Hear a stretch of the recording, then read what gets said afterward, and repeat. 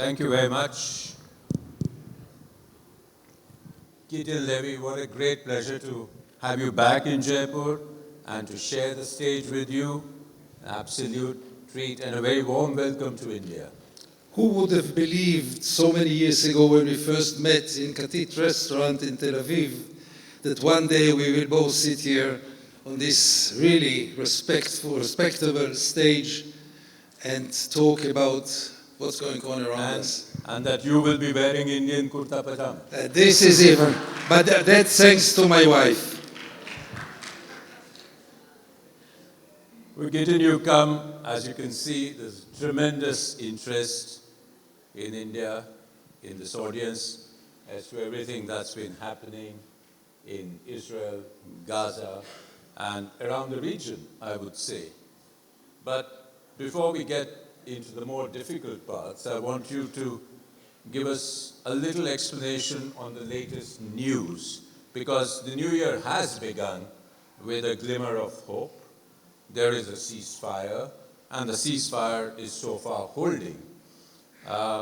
What do you think are the prospects of the ceasefire? Is it going to hold?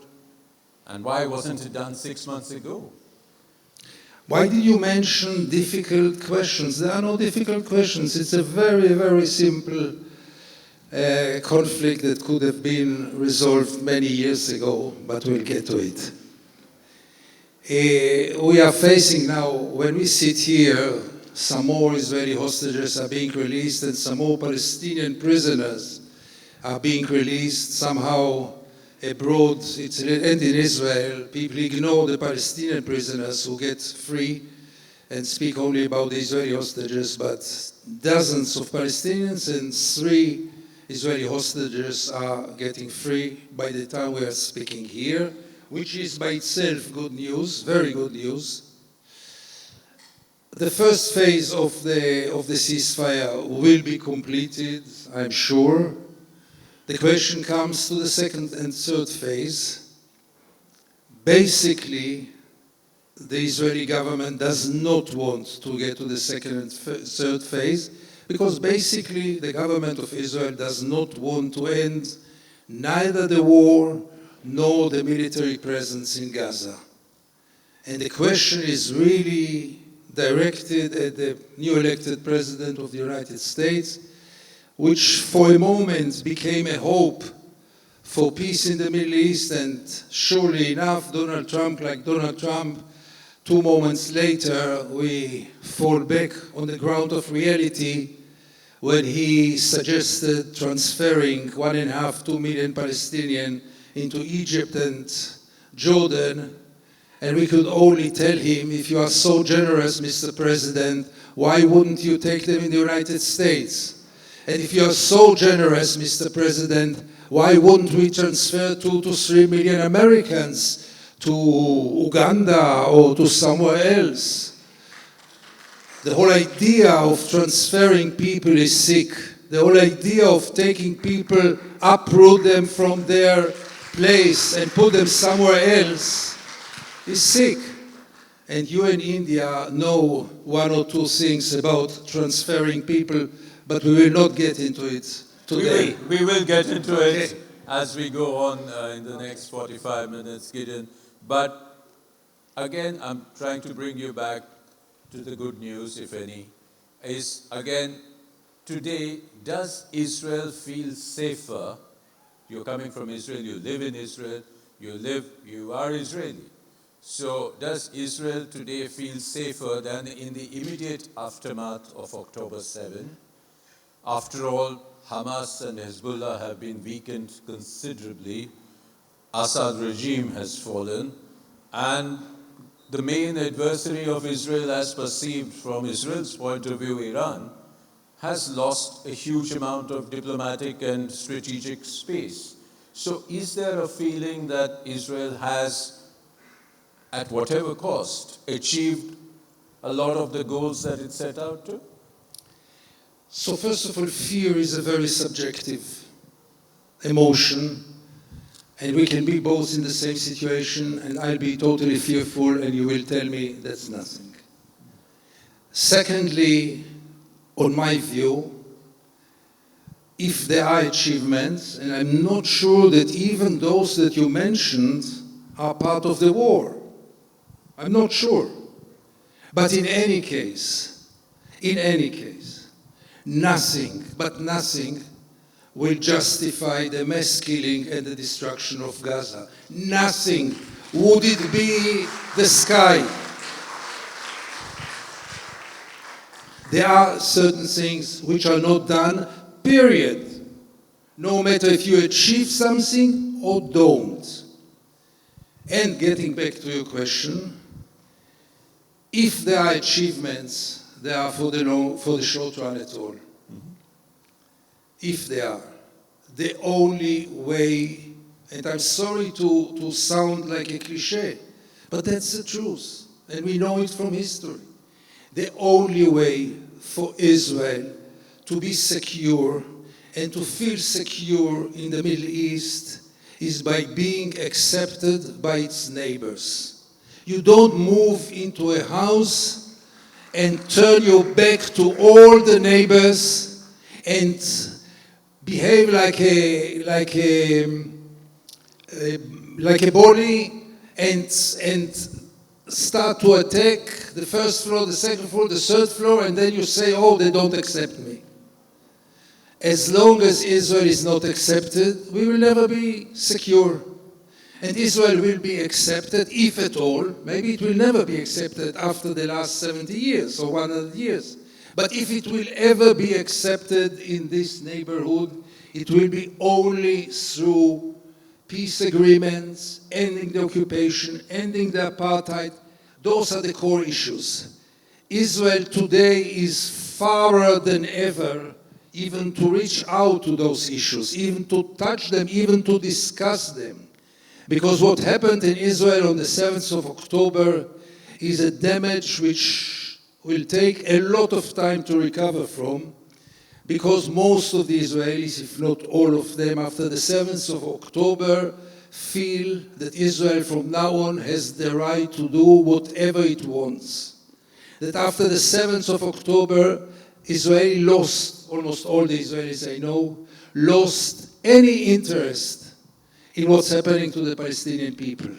They brought it upon themselves. They should be guilty. They should carry the results. But is that also because of the nature of what happened on October 7? Did it destroy Israel's sense of invincibility? I mean, it was, to put it plainly, it was a terror attack. And Israel did on October 7 generate a lot of sympathy around the world. But the way it has gone about it, there are many different opinions, and like you have put forward. Tell me, if you were going back to October 7 and keeping in view what has happened, was there an alternative method for Israel to have handled the feeling of vulnerability, the desire for revenge, the desire to quash Hamas? Could it have been done any other way, perhaps by building a diplomatic coalition or something? There are so many alternatives. None of them is guaranteed, and all of them should have been tried, and none of them was tried. Let's go backwards. The siege over Gaza 18 years ago. I mean, Israelis are not ready to hear that there is a context. It's only a context for what Israel is doing. When Israel is killing 50,000 people in Gaza, Israel claims there is a context. They attacked us. When the Palestinians are attacking Israel in a brutal way, in a criminal way, don't you dare to say there is a context, because then you justify it. And in this framework, there is a context like anything in the world. It starts with the siege, or if you want, it starts in 48. We can get to it later. But in any case, there was a context. You put a people 18 years in the biggest cage in the world, there are consequences. You put a people in the biggest prison in the world, there is a price for it. It would have come later or sooner. So first of all, the first mistake was the siege. The first mistake was the prison. The first mistake was the belief that Israel has the right to put a siege over a piece of land with 2.3 million people. What right, under what right can we put 2.3 million people in a siege? Under what right any country can do it to any people? And then comes the question, after the siege, obviously the surprise of the 7th of October, Israel was totally not prepared. Also partly because Israel arrogance, we have to be honest about it. The Palestinians will never be capable to attack us. We build this barrier for billions of dollars. How can they cross it? And finally they did, with motorcycles and bicycles and pickup trucks, and no Israeli was ready for this. And then Israel decided that after this brutal attack, we have the right to do whatever we want. And this was the major mistake, because first of all, we didn't have the right, even after 7th of October, to do whatever we want, because there are borders, and there are limits, and there are legal questions about certain things, which Israel totally ignores. You know very well that Israel highly appreciates the international law, and it should apply any country in the world, except of one tiny country, which it's not applicable. Because we are a special case, as we tend to believe upon us ourselves, and therefore international law doesn't apply on us. So the major mistake was to go to this barbaric war, which, and you asked me before if I feel more secure now, the answer is definitely not. Maybe for the coming few years I feel more secure, but we didn't solve anything. And as long as we will not touch the core issues, we will never feel secure. And rightly so, because we deserve some punishment for what we are doing. But the whole thing. But let's go back to October 7. October 7, in many ways, is the cause of what happened thereafter. But was it also the result of earlier failures? Can you set the context of October 7? You've seen this very closely for 3 decades or more. First of all, 7th of October was horrible. I was on the 9th of October in the south, and I saw horrible scenes. So let's put aside all those who try to deny that there were really crimes there. I saw the kibbutzim, I saw the blood, I saw the bodies even. I saw the destruction. It was horrible, believe me. And let's put it aside, because denying this doesn't serve any purpose, because it was happening, it was terrible, and as I said, it doesn't justify anything.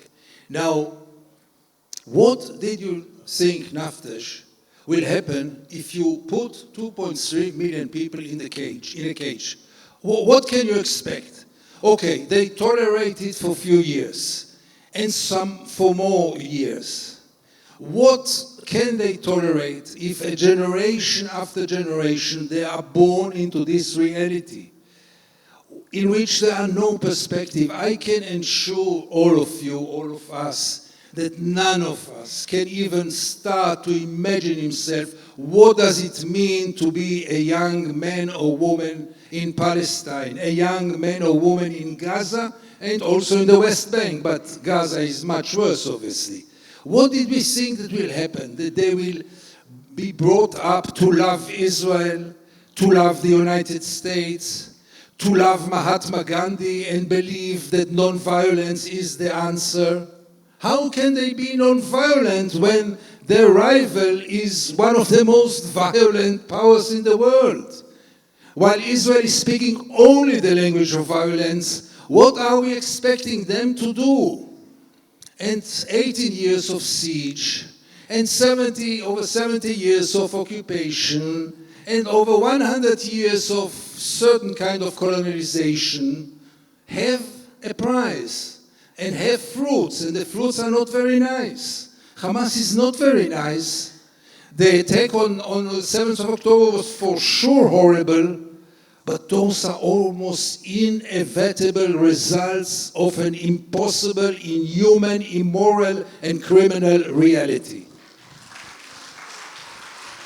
But just just picking up on that, you mentioned about Hamas.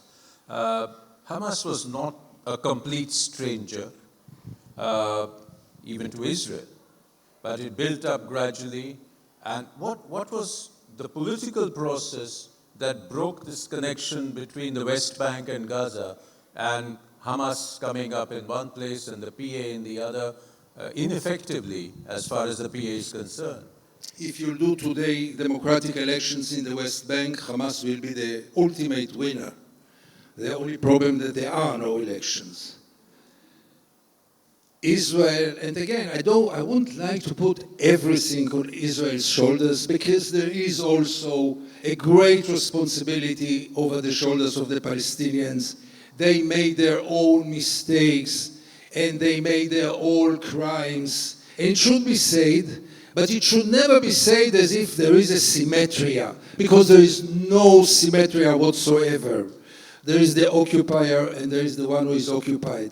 There is the black and there is the white, and it must be very clear. Having said this, they carry their own responsibility, but by the end of the day, the main responsibility is Israel's. And Israel didn't want the PA to be strong enough, because the PA presents a chance of a solution.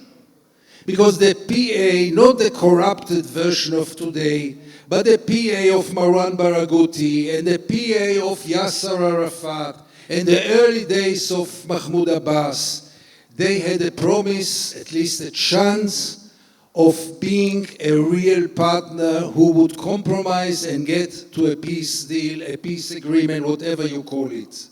Israel never wanted it. And don't be wrong, Israel preferred for many years Hamas, and maybe it does so today, because with Hamas it's so much easier. And therefore, Israel carries some responsibility. Now, you mentioned a very important point, that's the separation between the West Bank and Gaza. Israel divided the Palestinian people into many more pieces. It was first the division between what they call the Palestinians of 48, those who have citizenship of Israel, and the Palestinians of 67 who are under occupation. And then we divided between the Jerusalemites and the other Palestinians. And then we divided between the West Bank and Gaza. Israel did it, much before Hamas came to power, by the way. The division started before. It got to its peak after Hamas, because then there was a wonderful excuse to divide them. Look at those barbaric, fundamentalistic Islamists. You don't mean that we'll do peace with them, so let's isolate them. And let's believe that in the West Bank. What did Israel do with the West Bank? Was the policy any different? And here I want to say one important sentence, because we try to touch the core issues. It took me many years to get to it, but we have to understand. It all starts in 48. And it's not that 48 was all wrong. And it's not that 48, to those who don't know, 48 is the year that the State of Israel established, and the State of India obviously got its independence. 48 is the year in which it all started, in the way that Israel never changed its policy ever since 48. It never changed its attitude toward the Palestinian people. It never changed its attitude toward the rights of the Palestinian people in any way ever since 48. And this is so important to understand, because 48 by itself, it was a very special moment in history. My father came in an illegal boat from Europe in 39, being 5 months in the sea on an illegal boat, not being able to stop at any place, because they were all rejecting this boat with 600 refugees on it, and finally he was detained in Beirut, Lebanon, and finally he came to Palestine illegally. He had nothing to do with Zionism, hardly to do anything with Judaism. He fought for his life, he ran for his life, he left his parents, he left his fiancée, and he came to a country that he knew nothing about it, and by the end of the day never really adjusted to this country. But this was his safe place, his only safe place. So 48, let's say that 48 was inevitable. But in 48, there were terrible crimes as well, which accompanied a just cause. And those crimes were never healed. Those crimes never stopped. And Israel never took any responsibility or accountability for the crimes of the Nakba, the crimes of 48. On the contrary, they are speaking now about Nakba 2, about the second Nakba. So if you carry the same policy ever since 48, you have to turn into 48 and to put your finger on the source of the wound. And the source of the wound we have to realize is 48. And it will be solved and will be healed only after we will face our eyes, we will face the reality of 48, we will face what happened in 48, and we will draw the conclusions. Israel never did it. Gideon, in 48, there was a UN-sponsored, a UN-approved partition plan, a partition plan which India opposed. Do you think the Arab nations made a fundamental mistake by not accepting that partition plan? And would things have been different if they had? You would have had a state right away for the Palestinians. The Palestinians had to say yes to the partition plan only to get something. I believe in a realistic policy, and at this stage, they should have said yes, and many Palestinians realize it. It couldn't be a viable state. It was by far too small. You know, there were by far the majority of people living in Palestine, and they got 25% of the land. It is almost impossible to agree to it. It is impossible to give up your homeland. Guys, let's realize it. For an Israeli, it's hard to say. For the Palestinians, we were the colonizers, and for them, there is no other way to see it. I remember I had a Palestinian friend, and she once told me, imagine yourself 1 million refugees from Vietnam are doing their way to Palestine, to Israel. They have a very strong cause. They are running away over their life. They have a terrible war. It was in the time of the Vietnam War. But what do you Israelis have to do with it? I mean, why would you open your gates to it? Why would you accept them? That's the way they see it. And right from their point of view, rightly so. What do they have to do with a biblical promise? Really, I mean, what's their connection to some lunatic biblical promise 2,000 years ago, as if this, I don't know what, is a kushan, is something that you go to the court of justice and say, God promised it to me. I mean, we have the evidence, the Bible. No. But reality created some inevitable and irreversible things, like the Jewish state, which is today a fact. We cannot go backwards, because then we all have to move to Europe or to Arab states and become another humanitarian problem and the problem of justice even, because where will we go? We have to face reality to what is happening today. And only in one sentence, I am not a believer of the two-state solution. Long time ago, not. This train left the station. There was a chance for it. There was a chance for it in 48. There was a chance. There was a chance of it if the Palestinians would have been ready and if they would have gotten a more reasonable Palestinian state in size. And also an equal state. What are all the talking that if there ever, and you know it from your diplomacy years in Israel, I mean, what goes without saying is that if there ever be a Palestinian state, it must be demilitarized. Excuse me, is Israel demilitarized? Why should a Palestinian state be demilitarized? I mean, the whole way of thinking is that what we deserve, they don't deserve. We deserve to have the best technologies in the world, with the best army and weapons in the world. They must be demilitarized. Who is going to protect them exactly? So the whole notion must be of equality. And this was never the case in Israel. So even in 48, it had nothing to do with equality. The idea of partition was the right idea in 48 and was even the right idea after 67.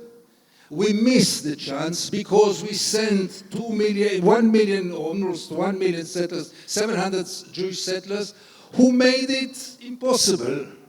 And therefore we have to think about a new discourse. But in 48 we could have still gone for a two-state solution with a reasonable, much bigger than in the partition plan, a reasonable Palestinian state, a reasonable Jewish state with equal political rights. It should have been already there. The same rights about immigration, return, the right of return, everything should be on an equal basis, even though then we were even not equal. There were 600,000 Jews and over 2 million, I don't remember how many Palestinians in 48 in Palestine. But let's say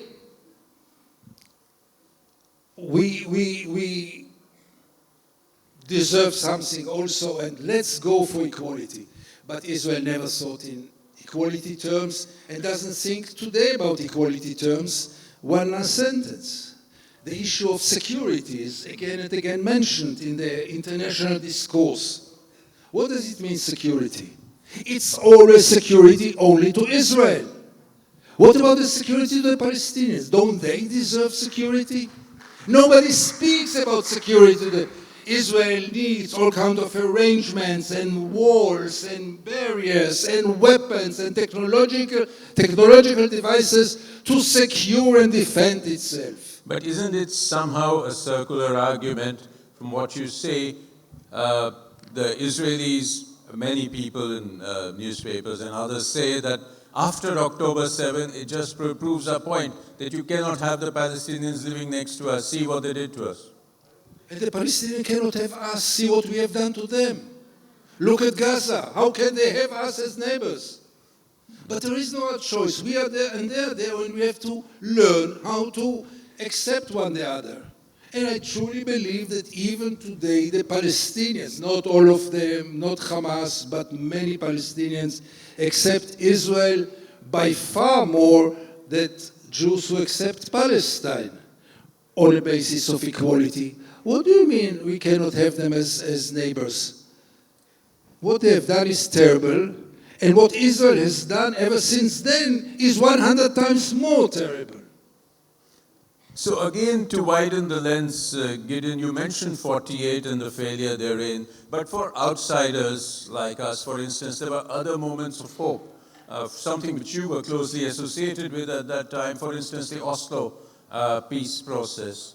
We have visions of Arafat and Rabin on the lawns of the White House signing a deal, and Barak came close to signing a deal.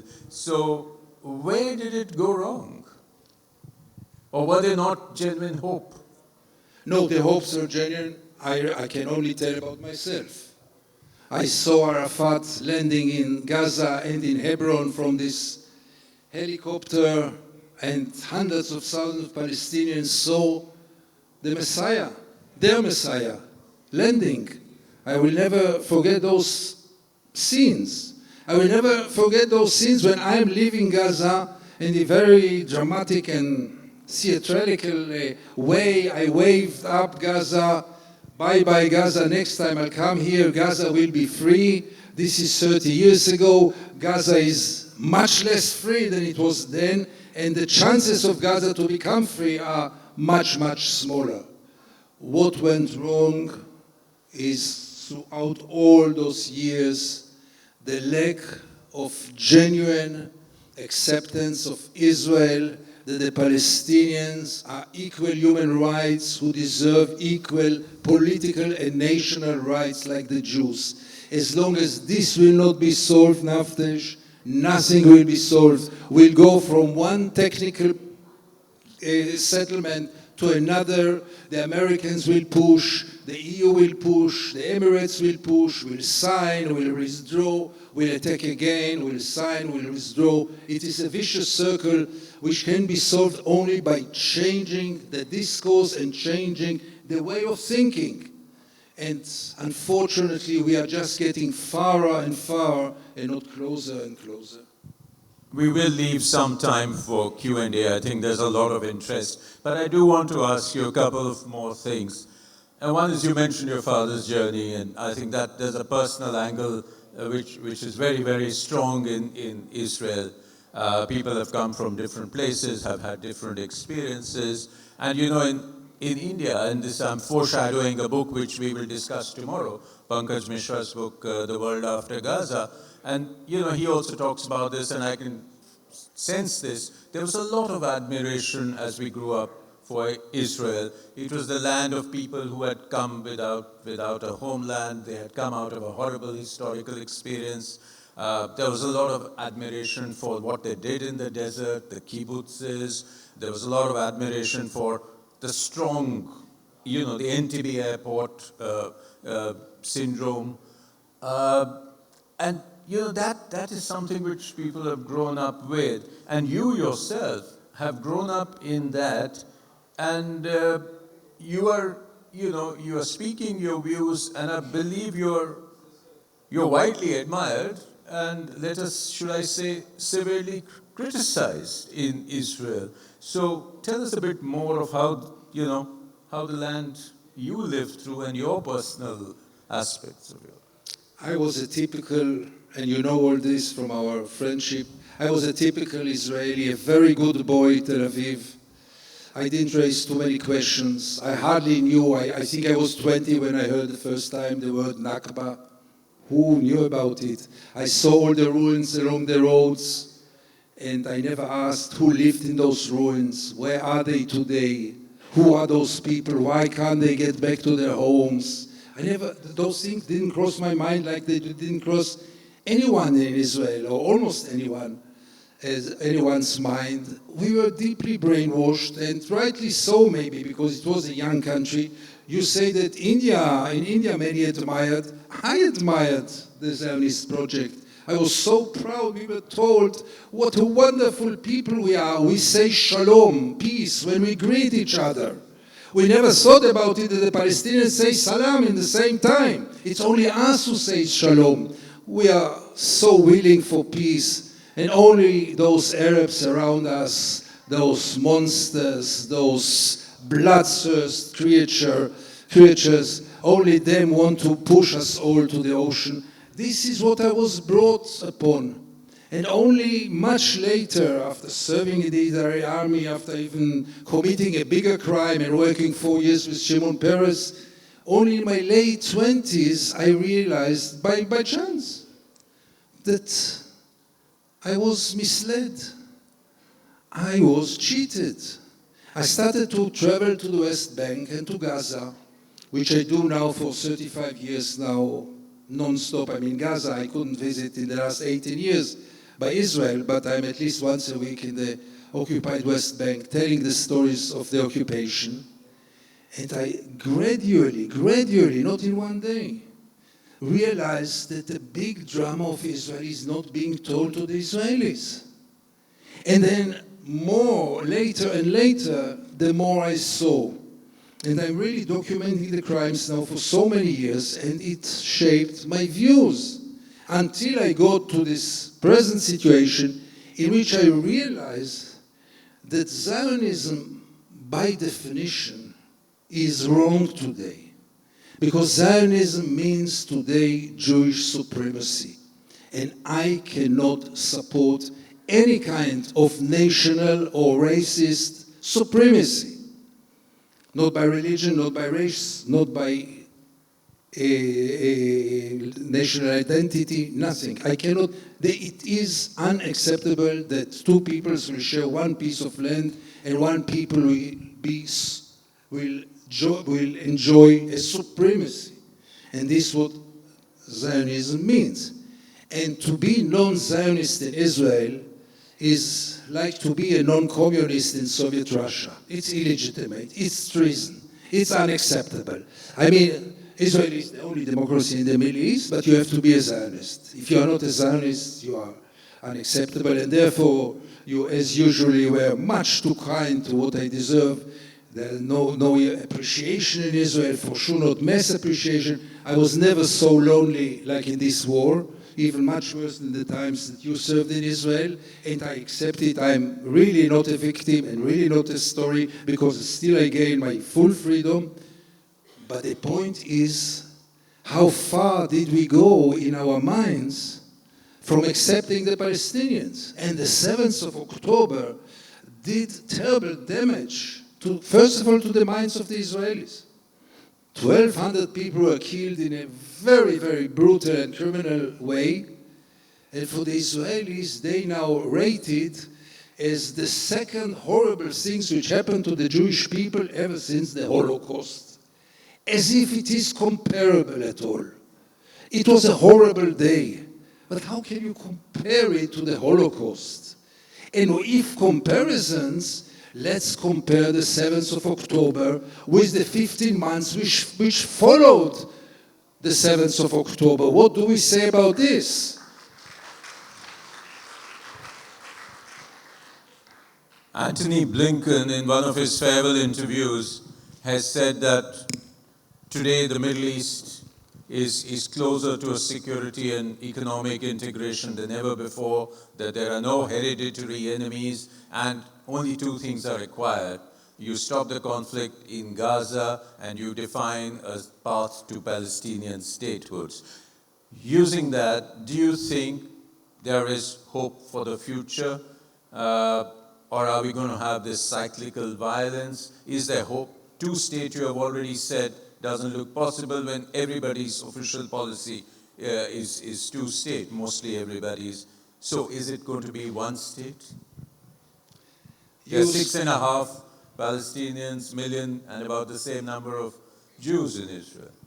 You served in the United States and you know it's much better than I do. Really, my heart goes to the liberal Americans, like my heart many times goes to the Zionist leftists. The only thing they really want is to feel good about themselves. Look how liberals we are. We are in favor of the two-state solution. We did nothing, but nothing to promote it ever. But look, we have this wonderful solution on the shelf, and one day, not now obviously, because now there is no partner, but one day, in decades, maybe in many centuries, we have the solution. This is totally hollow, Navtej, and all those talking of the Americans. The more liberal the presidents were, the more they supported the Israeli occupation, not in words. In words, they are fantastic. There was no American president who supported Israel in weapons and money more than Barack Obama, the great hope, and he was a great hope. There is no president who supported the killing of Gaza more than Joe Biden, the liberal, nice person who says all the right things, and everything he says is hollow because it's never accompanied by real actions. It's always only talkings. On that point, maybe we'll take 2 or 3 questions. Kindly keep them very crisp and short, please. I have 4 next to the aisles. The lady, please. Kindly, no comments, just questions. We have very little time. Gideon, it's an honour to listen to you. Like you, I'm a journalist, but working in the United Kingdom. There, the reporting has been extremely hesitant, if not completely unwilling, to use the word genocide for the actions that are being carried out by Netanyahu in Gaza. What difference, if any, do you think the use of the word genocide in our reporting in the UK and in the United States would make, if at all, to the future of the Palestinians? We'll take one more. Sure. Yes, Ambassador Moguban. And you really think that I will remember 2 questions backwards? You highly over-appreciate me. You're in good shape, Gideon. Okay, I'll be very quick since you said to be quick. Next week, Prime Minister Netanyahu is going to Washington, D.C. His main goal is to try and persuade President Donald Trump to launch an attack on Iranian nuclear facilities. First question, can he succeed in persuading Donald Trump to carry out such an attack on the Iranian nuclear facilities? Second question, if he does so, what will be the regional and global consequences? The only person in this hall who met Donald Trump sits next to me, so he is going to answer the second question, and I'll answer your question. I think that, look, I'm also asking myself, should I use it or not? My newspaper doesn't use it. I smuggle it in from time to time without they feeling it in all kind of versions, but it's there already. I used it already 3 or 4 times, but in all kind of tricks. The first time I just wrote an article under the title, "If it's not genocide, what is it?" Legitimate question, isn't it? In any case, I think it's not really so important. It looks like a genocide. It behaves like a genocide. The only problem we need now is the legal definition. And the International Court of Justice is just now sitting on it. I understand it will take some more time. I will accept any decision of them. I think it's very easy to guess what they will decide, unless Israel will be involved also there, because Israel is involved everywhere, as we know. But for me, it is horrible. Call it genocide or don't call it genocide. It's criminal. It's heartbreaking. I can't even imagine you, because I've been so many years in Gaza. I can't even imagine you what I feel toward the images which are not shown in Israel, by the way. You hardly see it. You in the UK see so much more than Israel is seeing. We avoid it, and voluntarily, there is no pressure. The media voluntarily violates its mission, doesn't show the Israelis what's going on in Gaza. But in any case, for me, I don't know to call it any other way. But if there is a legal question, let's leave it to the legal experts. It speaks for itself. Watch 5 minutes of videos from Gaza, how it looks, how the people live there, how the people die there, and tell me, how can you call it if not genocide? The question, if there was an intent, which is the main question, which defines it legally, for me it's minor. The outcome is a genocidal outcome. Was it planned? Was it not? Why would I care, for God's sake? Right. Far too many questions, so I will just take 1 second to answer yours. Nobody knows what President Trump is going to do. His unpredictability is a weapon, and he uses it. But I don't think he's come on the platform of ending wars. So hopefully he doesn't want to expend more than America has already expended. But then, this may be my wishful thinking. There's a question out there, which was the first hand up. Yes, gentlemen, please, quickly. Thank you for speaking, voice of humanity. But how safe you feel on account of speaking this truth from the state? Thank you. I didn't get it. How safe do you feel? One more question in the center here, please. Yes. Yes, just shout it out. No, here's the microphone.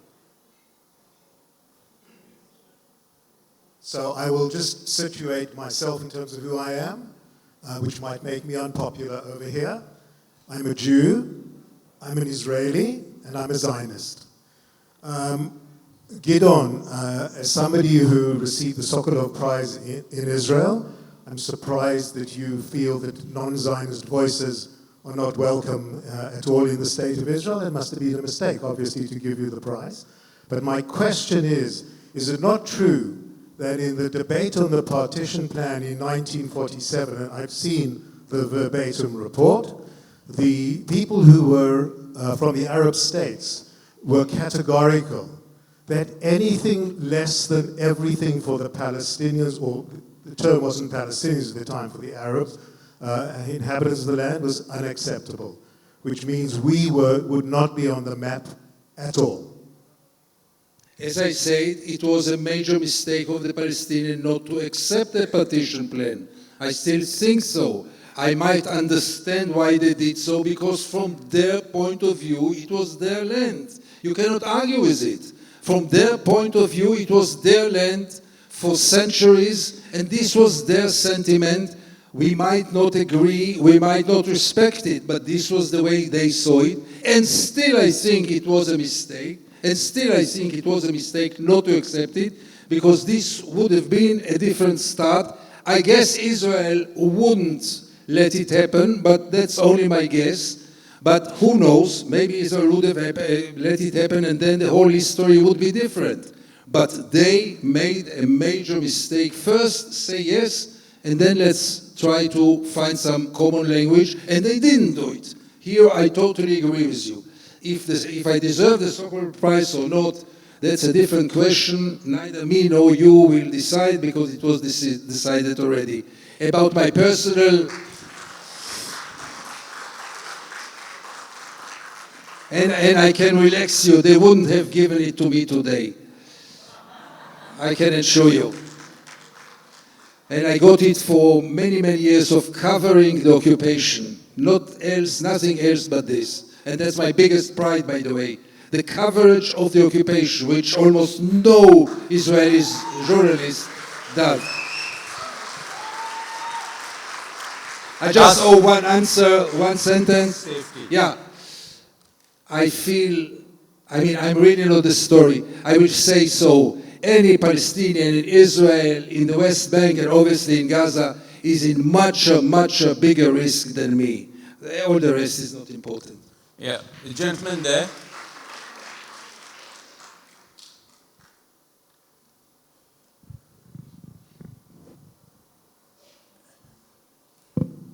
Yeah, it's on. Do you see the tide changing? Like, because of the social media, so many people now know about the crimes of Israel. And many are in disbelief. So there are people who tend to defend it for whatever reason. But do you now know that people are knowing what they did in the last 70 years, be it the burning of villages or the poisoning of the water wells, burning of olive, like the crimes are limitless. Yeah. So do you see the tide changing because of social media? We got the question. The one in the back, please, just behind you, the lady. Yeah. Yes, much is made about the start of this conflict on October 7th, but in the town of Tura Messiah on August of 2023, 400 settlers swarmed into the town of Tura Messiah in the West Bank. They broke houses, they attacked people, they burned cars, they killed a man who was trying to evacuate women and children, and this was August. Could you come to your question? I'm sorry, we are out of time. Yes, so increasingly the focus has been in Gaza, but we're seeing more and more of this violence in the West Bank. Hamas isn't there. What excuse is given for the level of violence happening in the West Bank? Okay. Violence by whom? I didn't get it. Violence by Israel. I thought you were meaning No, Palestinian they're- violence. yeah, Sure. cutting sure. up of the roads between Sure. the towns. Okay. You have to remind me the first question. Social media. Yeah, social media, unfortunately, it could have gone along your hopes. It doesn't work like this. When you don't want to know something, nothing will change you knowing. When you protect yourself in a defense wall against the truth, nothing will convince you. If you will show Israelis the most horrible videos, they will say, those are terrorists, we are defending ourselves, we have the right to do so, look what they have done to us. Nothing can scratch it, nothing. And therefore, the social media in this way didn't change anything. Those who don't want to know will never know, and those who are not ready to take accountability of anything. Ask those right-wingers, did Israel do one crime in Gaza? One crime. Try to tell Israelis that the Israeli defense or the IDF is not the most moral army in the world. It's the second moral army in the world. They will attack you. How dare you, you're anti-Semite. How can you call us the second moral army? We are the most moral army. So reality doesn't change views. Even if you watch it in front of your eyes, immediately you find all kinds of excuses. Coming to your question, it's all one question. The violence in the West Bank is now imported from the violence in Gaza. The soldiers in Gaza realize that they have the right to do whatever they want. They bring it to the West Bank.